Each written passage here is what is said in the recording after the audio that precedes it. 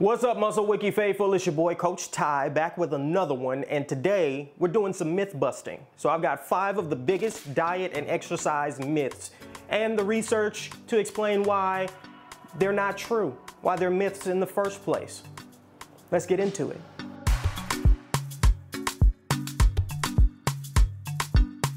Myth number 1, don't eat carbs at night. This is something that many of us believe, and it comes from a very common misconception, and I understand why people think this. Carbohydrates are very easy to eat a lot of. You can eat a ton of bread. You can throw bread back, no problem, and exceed well over 1,000 calories worth of carbohydrates without even thinking about it. But the carbs are not the problem. Overconsumption is the problem. And also the idea that consuming carbs at night is going to affect your body fat more so than consuming carbs in the middle of the day is simply not the case. In fact, I would suggest you do the opposite. I would suggest you do consume carbs at night and restrict your carb consumption to the evening and night time. Now, why is this? One study found that consuming carbs at night drastically improved the subject's weight loss and hormone production. Now, consuming carbs has a very active serotonin release in the human body. And this is why so many of us are addicted to or are in love with carbohydrates, because you get a very measurable feel-good response to consuming carbs. But also because of that serotonin release, consuming carbs at night helps with sleep. And sleeping well helps with everything. It helps with, well, your carbohydrate metabolism. It helps with your hormone production, helps with recovery, helps with your mental state, helps with your emotional state. It helps with everything. So consuming carbs at night will help your sleep. And because of that, carbs at night are actually very good for you, so long as you don't overconsume. Now, this next one is a lot more controversial than I think it should be. The optimal amount of protein. Now, the standard suggestion made by even personal trainers is 1 gram per pound of body weight. Now, while that's not a bad suggestion, and while it is a good way to go, it's not wrong per se. Most research has found that consuming more than 0.8 grams per pound of body weight will not give you any additional muscle growth. In many things in fitness, there is not a dose-response relationship. Dose-response relationship is defined as the higher the dose, the higher the response. For example, many supplements, for example, melatonin. Consuming more than 5 milligrams of melatonin will not help you sleep any better than just consuming 5 milligrams. So again, the kind of response relationship, it goes up to a point and then it levels out. Consuming 10 milligrams of melatonin will not help you sleep better than consuming 5 milligrams of melatonin, but consuming 5 milligrams of melatonin is better than 3 milligrams, for example. So again, the curve kind of goes like this. Same thing with protein. Consuming more than 0.8 grams per pound is not necessary and will not lead to any additional muscle growth, although again, it isn't necessarily a bad thing. It's not going to kill your gains. It's not going to make you gain a bunch of body fat or anything like that. But again, you hit a point of diminishing returns with your protein consumption. Number 3, meal frequency. So there's a common idea that consuming more meals across the day is going to speed up your metabolism. Not true. Whether you consume 5 meals a day or 3 meals a day, and this is reflected across quite a lot of research, so long as the calories are equivalent, you are not going to see any additional muscle growth or body fat loss. In fact, once you, again, point of diminishing returns, no dose-response relationship, once you go past 3 meals per day, you don't see any differences really with the results. Again, so long as the calories are equivalent. Now, one reason you might want to consume more meals across the day is if you're struggling to eat enough calories. Say you're trying to gain weight and you need to consume 2,500 calories per day, but you're struggling to eat that much. Well, you might want to consume smaller meals throughout the day. So instead of doing let me do this math in my head.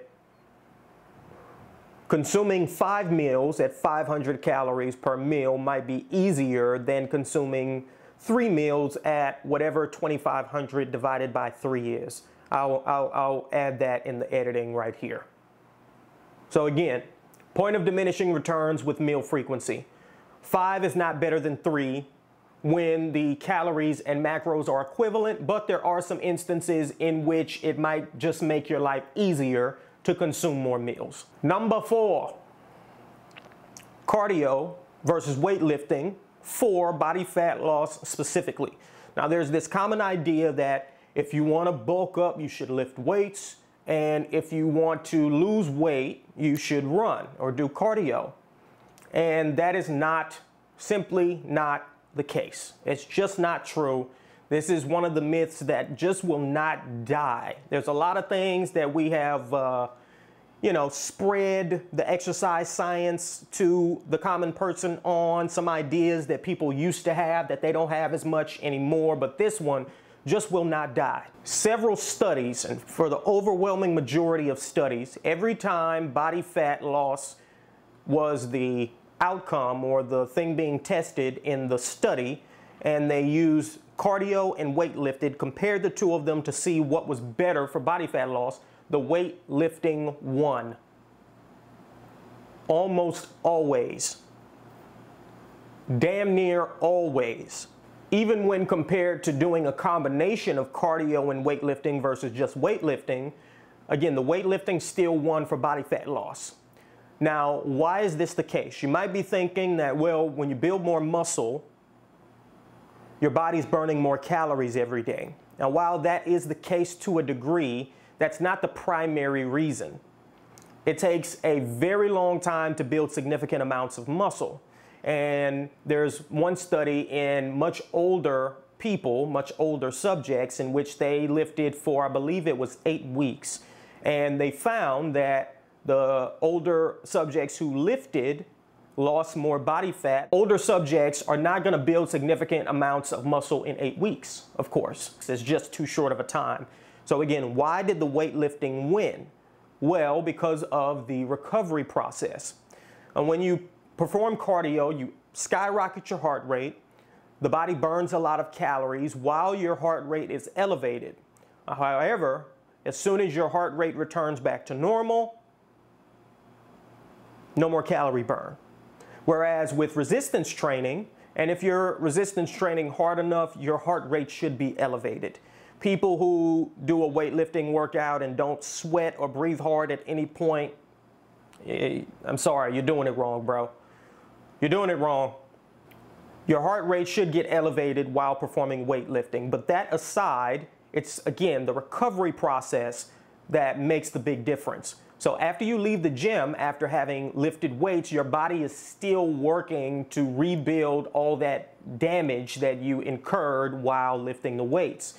So over the course of, for a beginner, over the course of a 72-hour period, the amount of calories your body is going to use, the effort and energy your body is going to have to expend in order to recover from the weightlifting is going to equal up to much more than if you just did cardio. So ultimately, resistance training of really any form, not necessarily just weightlifting, so long as there's resistance on the body, that is going to perform better for body fat loss than just doing pure cardio. I look forward to the day where people stop saying this. I really do. It's one of the worst ones. And you know what? I'm going to make a video on why bodybuilding is one of the most healthy forms of exercise that you could possibly do. For young people, for middle-aged people, for old people, for everybody. But we'll come back to that. Myth number 5.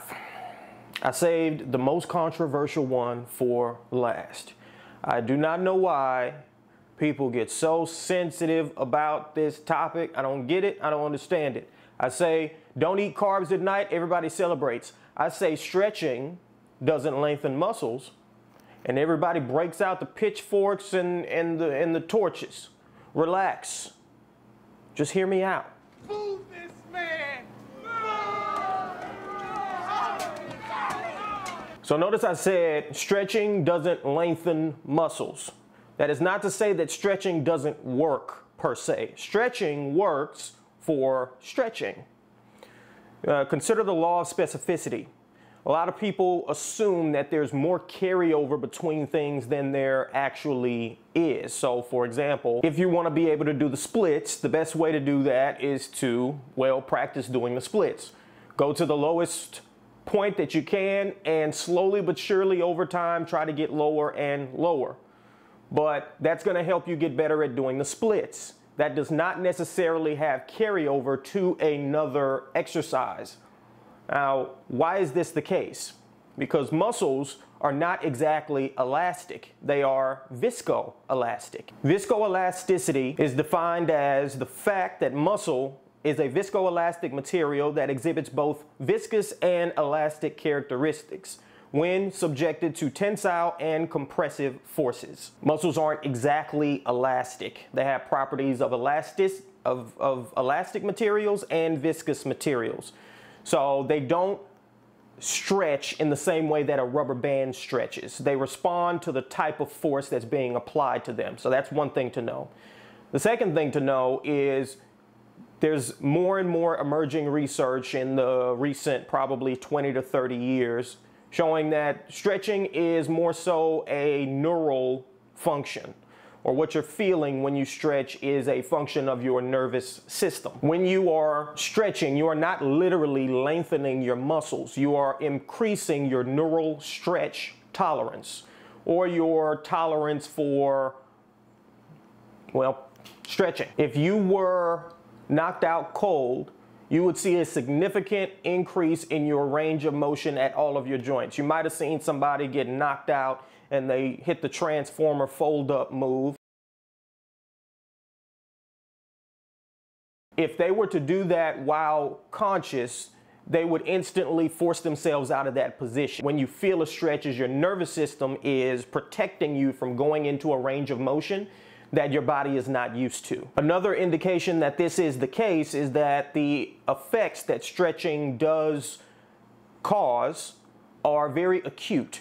So you may see an increase in range of motion after having stretched, but again, it's very short-lived. One study measured hamstring flexibility, torque, and stretch tolerance in 45 subjects. The results demonstrated that strengthening in a lengthened position produced a shift of the torque angle curve, which suggests an increase in muscle length. Strengthening in a lengthened position saw an increase in flexibility. Conversely, stretching did not produce modification of flexibility. Its effects appear restricted to increases in stretch tolerance. So again, no actual increase or long-term increase in flexibility, but an increase in stretch tolerance. Again, the nervous system. Another study, neural aspects of muscle stretching, found that neural mechanisms contribute significantly to the gains that occur in the range of motion about a joint with stretching exercises.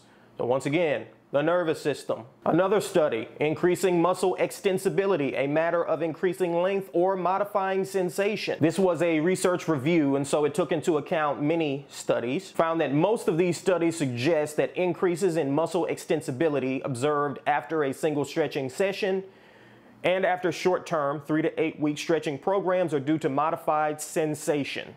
So again, increasing your stretch tolerance. And I could go on and on with more and more studies because this is reflected across a pretty wide body of research, but I digress. So again, is this to say that stretching does not work? No.